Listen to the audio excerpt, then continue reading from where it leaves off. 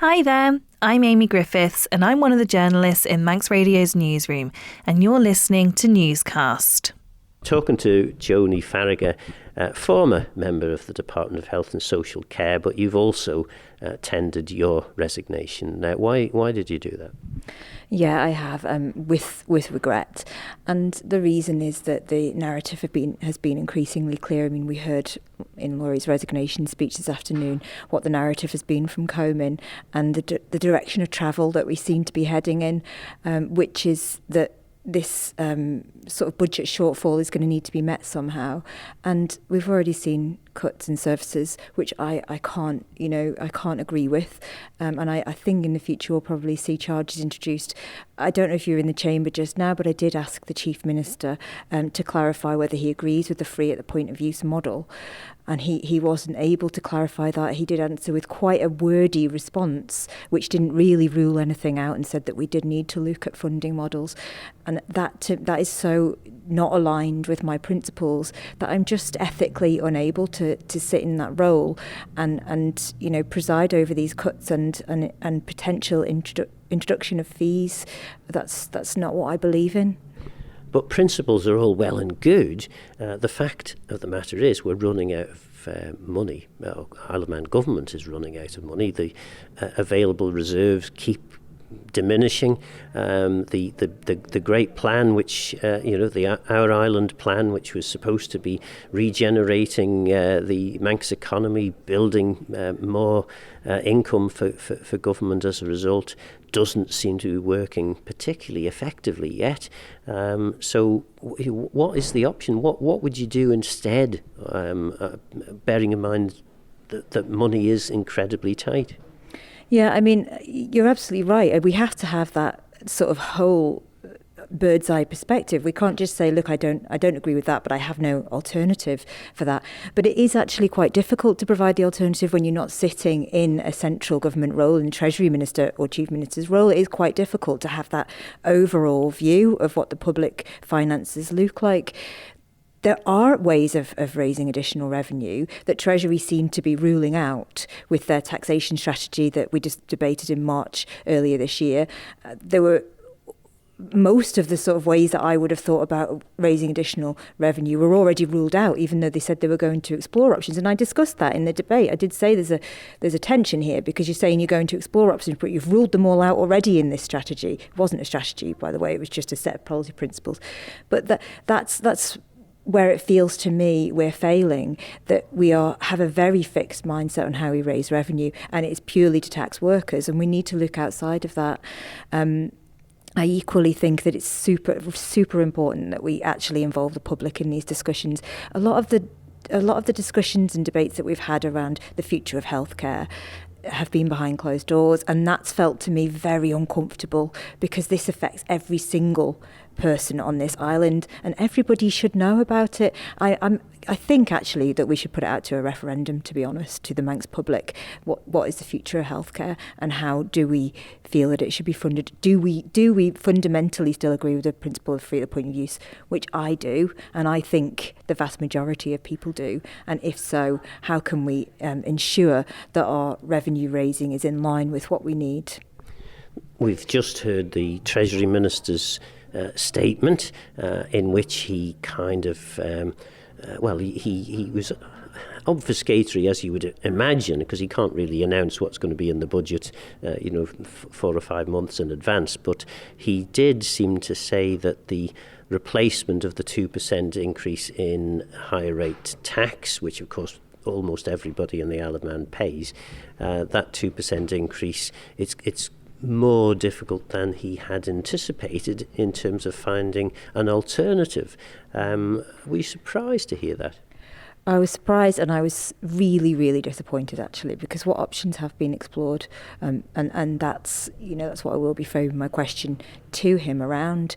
If we've already ruled out the options in the tax strategy in March, there wasn't really very much else to do, was there really? So How have they sat and explored those options if they'd already decided from the outset that they were ruling most of them out? That seems to me to be not being very honest with the people of the Isle of Man. If there are other options, explore them openly and honestly. Tell us why they don't work. Bring us along. But I can't really get on board with this. We're ruling them all out from the outset. There aren't any other options for us to explore. We know that there are other options that work in other jurisdictions. Maybe they won't work here, but tell us why. Explain that to us. And perhaps that's exactly what the Treasury Minister will do, perhaps at budget time. One thing, though, that I think most of the people who have a passing interest in Manx politics will say is that they are aware that they are paying 2% more in income tax, and that 2% was to fund the £40 million increase in Manx Care's budget. And they will also be pondering how it is that, having been asked to take that additional pain, Manx Care 6 months in seemed to be nearly £18 million over their budget. Surely to goodness, part of your role in the Department of Health and Social Care was to try and keep an eye on that sort of thing. How has it got this far? Yeah, it's been an ongoing issue for the last 2 years. It's cumulative. These issues are always cumulative. You don't, at the first sign of an issue, you don't kind of drop everything and leave. You want to see if you can work it through. You want to try and help resolve it, and that's kind of what's been going on really for the last 2 years. It really has come to a head recently because there have been so many comments from the Chief Minister and from other members of Council of Ministers that we can't go over the budget, that there will be no supplementaries, that they have to keep within their budget, and that this continual use of the word overspend, which is an incorrect word actually, because if you look at the mathematical figures which don't really lie, Manx Care hasn't been funded in line with the Sir Jonathan Michael recommendations. And again, I don't think that if they feel that that's not possible to do, I don't think that it's impossible that the rest of the court could have been brought along with them not funding them in line with the Sir Jonathan Michael recommendations, but they haven't been honest and open about that. They haven't talked about that. Treasury is still saying that they have funded Manx Care in line with the Sir Jonathan Michael recommendations. Mathematically, we can see that isn't the case. So I guess I just feel like we all need to have a little bit more honest communication, and not just from politicians to the public, but between politicians as well, between Council of Ministers and backbenchers. And we just need to get these issues out on the table and discuss them, and everybody needs to be brought along.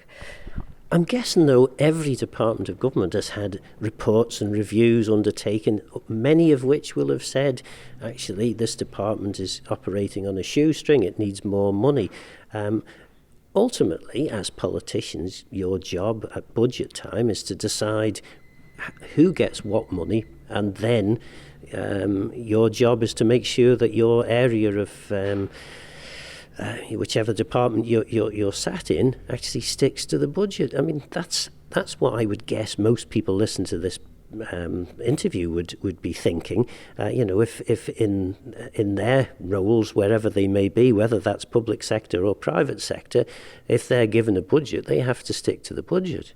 Yeah, and that's absolutely right. That is the role of departmental members and the Minister is in DHSC. It's to ensure that Manx Care stay within their financial envelope. On this particular occasion, in last year's budget, Lawrie, the Minister, was quite clear that it wasn't going to be enough money. We were all quite clear that it wasn't going to be enough money because Manx Care have a very sound financial forecaster, and they knew how much they were going to need. We could see that there was a shortfall in that, and there is no getting around that. There's only so much blood that you can get out of a stone. Manx Care have delivered on cost improvement programmes. They have delivered on savings, but they're just it's pared down to the bone now. You cannot get any more savings out of it. And I think one of the reasons that it's taken such a long time, to go back to your question from earlier, was really that we needed that assurance around that, and we had to feel that they genuinely are at the end of what they can do now in terms of cost savings. We are at the point now where the only way that we could meet the financial envelope is service cuts or reduction of fees. And again, I couldn't be on board with that. I'm not on board with that. Treasury Minister in his statement does seem to acknowledge that some of this year's Manx Care overspend will have to be accommodated. I think he was indicating something in the region of £8 million. I'm guessing that's in relation to announcements from the UK Labour government in relation to increases in salaries, which of course a lot of the salary deals that we have on the Isle of Man are based on UK deals. So I suppose that is an area where Manx Care has a reasonable excuse.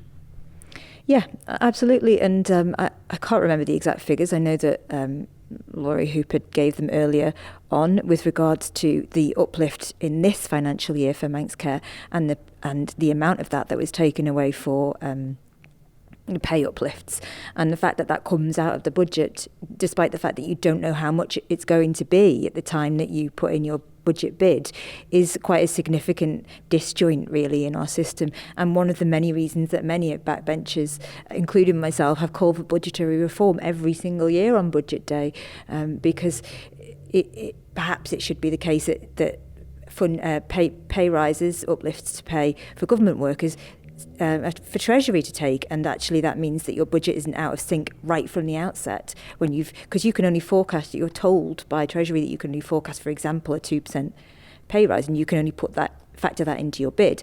We know that it's going to be higher than 2%. You say it's 4.9%, then you just have to take that out of the money that you've been allocated. So you're out of sync right from the outset, and that there's just so many instances like that where really, actually, the budget process isn't really fit for purpose and isn't working for departments. Just as an anecdote, I was speaking to a government worker. I won't say which department.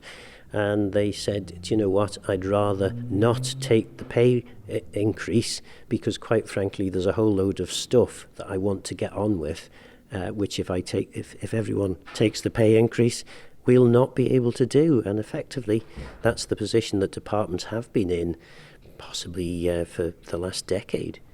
Yeah, and I mean that's a whole other issue really from what we've started talking about. But they're all interlinked, aren't they? It's quite hard to kind of pontificate on that. I think there are lots of people out there who are equally struggling. Although anecdotally, somebody might have said to you they prefer not to spend the time and take the pay increase. I'm sure there are many people who equally would say, I can't put food on the table. I'm choosing between heating and eating, and really getting a grasp of what's going on for Manx people, for most Manx people, is key here to finding how we can improve things for everyone. Do you think there is a solution to this? There's a solution to everything. Yeah, there is absolutely no problem without a solution, but this solution will be complex, and it might involve people. It might involve things that people will find to be unpopular, and I think that's where the rub is, that politicians are very unwilling to do things that might be unpopular, and I don't know how we can get around that. If we want to kind of progress as an island, we might need to look at how we're raising money. We might need to look at how our systems are set up, and we might need to look at our taxation system and reform of that. Thank you for making it to the end of the Manx Radio Newscast. You are obviously someone with exquisite taste. May I politely suggest you might want to subscribe to this and a wide range of Manx Radio podcasts at your favourite podcast provider, so our best bits will magically appear on your smartphone. Thank you.